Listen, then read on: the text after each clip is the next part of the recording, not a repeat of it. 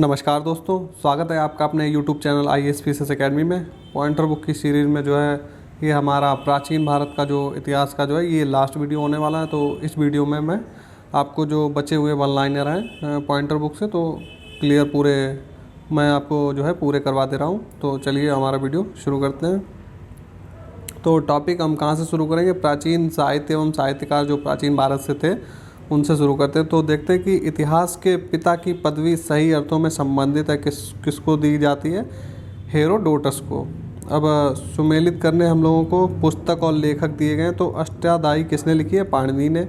महाभाष्य की रचना पतंजलि ने की है। निरुक्त की रचना यास्क ने और वार्तिक की रचना कात्यायन ने की है। मुद्रा राक्षस का लेखक है कौन है? विशाखादत्त। साहित्य की शास्त्रीय पुस्तकें जो गुप्त काल में लिखी गई थी तो कौन कौन सी थी? अमरकोश, कामसूत्र, मेघदूत एवं मुद्रा राक्षस जो है ये जो है गुप्त काल में लिखी गई थी।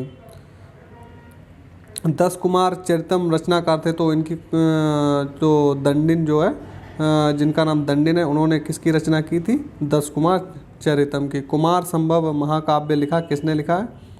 कालिदास ने। मालविकाग्निमित्रम, अभिज्ञान शाकुंतलम, कुमार संभवम, जानकी हरणम में से वह नाटक जो कालिदास ने नहीं लिखा है। तो जानकी हरणम जो है नाटक जो है वो कालिदास ने नहीं लिखा है, बाकी सब लिखे हैं कालिदास के द्वारा। वात्स्यायन कामसूत्र पुस्तक वात्स्यायन ने लिखी है। अर्थशास्त्र पुस्तक चाणक्य के द्वारा लिखी गई है। राजतरंगिणी कल्हड़ ने लिखी है। कल्हड़ द्वारा रचित राजतरंगिणी संबंधित तो इसमें जो है कश्मीर का इतिहास का जो है विवरण दिया गया है राजतरंगिणी में। भारवी की रचना है किरातार्जुनीयम। राजशेखर ने लिखी है कर्पूर मंजरी। कालिदास ने लिखी है रघुवंश। भास ने लिखी है स्वप्नवासवदत्तम। बाणभट्ट ने कादम्बरी लिखी है। हर्ष ने नागानंद एवं रत्नावली लिखी है। संस्कृत की रचनाएं जिन्होंने महाभारत से अपना कथा सूत्र लिया है तो वो कौन कौन सी है? नैषधीय चरित्रम और किरातार्जुनीयम और शिशुपाल वधम। चरक संहिता नामक पुस्तक किससे संबंधित है? तो इसमें चिकित्सा शास्त्र का वर्णन दिया गया है, चिकित्सा से संबंधित है। वराहमिहिर की पंच सिद्धांतिका आधारित है किस पर? यूनानी ज्योतिर्विद्या पर। विद्वान और संबंधित क्षेत्र दिए गए। विशाखादत्त जो है नाटक है और जो नाटककार थे, और वराहमिहिर खगोल शास्त्री और ब्रह्मगुप्त जो है वो गणितज्ञ थे। मिलिंद पन्हो जो है राजा मिलिंद यानी मिनांडर तथा एक बौद्ध भिक्षु के मध्य संवाद के रूप में। तो वो भिक्षु कौन था? वो भिक्षु थे नागसेन। दरबारी कवि और राजा देख लेते तो अमीर खुसरो अलाउद्दीन खिलजी के दरबार में थे। कालिदास चंद्रगुप्त द्वितीय के दरबार में। हरिशेन समुद्रगुप्त द्वितीय के दरबार में। बाणभट्ट जो है हर्षवर्धन के दरबार में रहते थे। राजतरंगिणी के जो लेखक कल्हड़ के समय जो है शासक कौन था? जयसिंह था जब इन्होंने राजतरंगिणी की रचना की थी। कल्हड़कृत राजतरंगिणी में कुल कितने तरंग हैं? तो इसमें कुल 8 तरंग है। कल्हड़ की राजतरंगिणी को आगे बढ़ाया किसने? बढ़ाया जोनराज एवं श्रीवर ने। सौंदरानंद रचना किसकी है? अश्वघोष की। नागानंद रत्नावली प्रियदर्शिका के लेखक कौन है? हर्षवर्धन। अमरकोश, सिद्धांत शिरोमणि, बृहत संहिता, अष्टांग हृदय में से वह विश्वकोशीय ग्रंथ है तो कौन सा है? बृहत संहिता। मृच्छकटिकम शूद्रक के द्वारा लिखी गई है। बुद्धचरित अश्वघोष ने लिखी है। हर्षचरित बाणभट्ट ने लिखी है।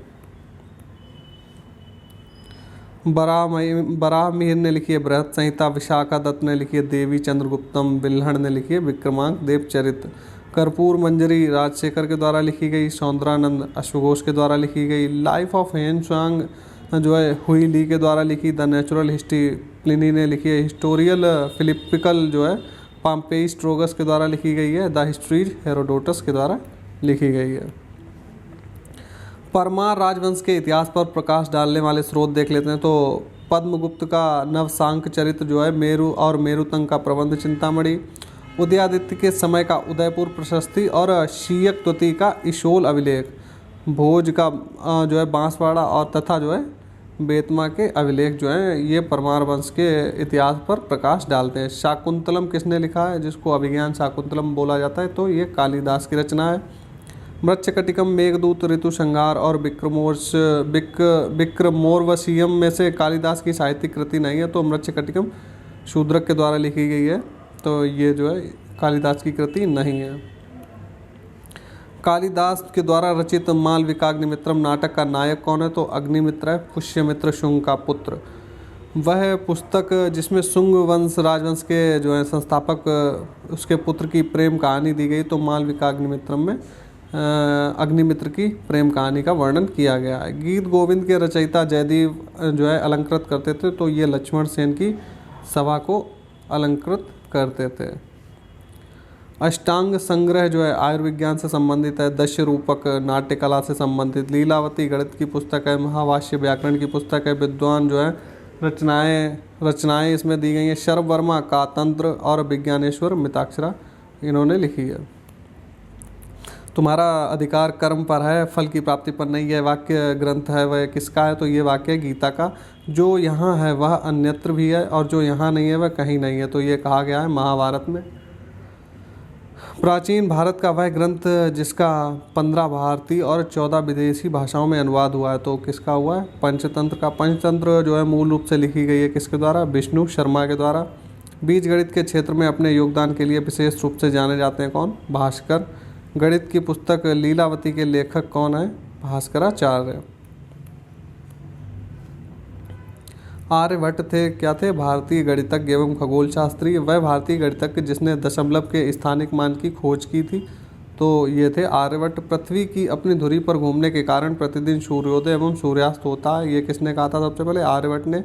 शून्य का आविष्कार किसी अज्ञात भारतीय के द्वारा किया गया था। मत्त विलास प्रहसन के लेखक कौन है? महेंद्र बर्मन। मनुस्मृति मुख्यतः संबंधित है किससे? समाज व्यवस्था से। भारत का प्रथम विधि निर्माता किसको माना जाता है? मनु को। सितार, बीड़ा, सरोद, तबला में से सबसे प्राचीन वाद्य यंत्र कौन सा है? बीड़ा। पूर्व मध्यकाल जो हमारा अगला चैप्टर है इससे देख लेते हैं। तो 800 से 1200 ईस्वी का इसमें टाइम पीरियड को हम लोग बोलते हैं पूर्व मध्यकाल। चलिए देखते हैं कि पृथ्वीराज चौहान के नाम से प्रसिद्ध हैं कौन? पृथ्वीराज जो तृतीय था इसकी उपाधि थी पृथ्वीराज चौहान। ताम्रपत्र लेख दर्शाते हैं कि प्राचीन काल में बिहार के राजाओं का संपर्क था, तो किससे था? जावा और सुमात्रा से। सुवर्ण भूमि का वह राजा जिसने नालंदा में एक बौद्ध विहार की स्थापना की थी और तथा उसके रख रखाव हेतु अपने दूत द्वारा देवपाल से 5 गांव दान में देने की प्रार्थना की थी, तो ये किसने किया था? बालपुत्र देव ने। गोविंद चंद्र गहड़वाल की एक रानी कुमार देवी ने धर्मचक्र जिन बिहार बनवाया था, कहाँ बनवाया था? सारनाथ में। हम्मीर महाकाव्य में चौहानों को बताया गया है, तो क्या बताया गया? सूर्यवंशी। आला उदल किससे संबंधित थे? महोबा से। पृथ्वीराज रासों के लेखक कौन थे? चंद बरदाई। पृथ्वीराज विजय के लेखक जयानक थे।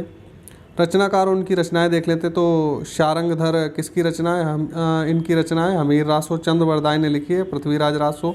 जगनिक ने लिखी है परमाल रासो और नरपति नाल ने लिखी है बीशल देव रासो। राजपूत वंशों में से वह जिसने 8वीं शताब्दी में दिल्ली का, जिसको दिल्ली शहर की स्थापना किसने की थी? तो ये तोमर वंश के द्वारा दिल्ली की स्थापना की गई थी।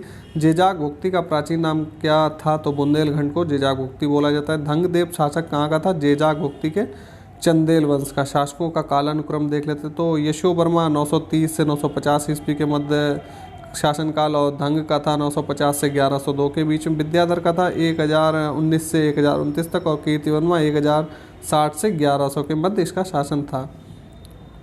चित्तौड़ के त्रिभुवन नारायण मंदिर को बनवाया था किसने? परमार राजा भोज ने। पुंड्रवर्धन भुक्ति अवस्थित कहाँ पे थी? उत्तर बंगाल में। पाल वंश का संस्थापक कौन था? गोपाल। उदंतपुरी शिक्षा केंद्र अवस्थित था बिहार राज्य में। सोमपुर महाविहार का निर्माण कराया था किसने? धर्मपाल ने। उस पाल शासक का नाम बताइए जिसने विक्रमशिला विश्वविद्यालय स्थापित किया था, तो वो कौन था? धर्मपाल। विक्रमशिला विश्वविद्यालय अवस्थित था बिहार में। नालंदा, विक्रमशिला, तक्षशिला तथा उदंतपुरी में से वह स्थान जो पूर्व मध्यकाल में शिक्षा का केंद्र नहीं था, तो तक्षशिला जो है वो पूर्व मध्यकाल में नहीं था, ये था प्राचीन काल में।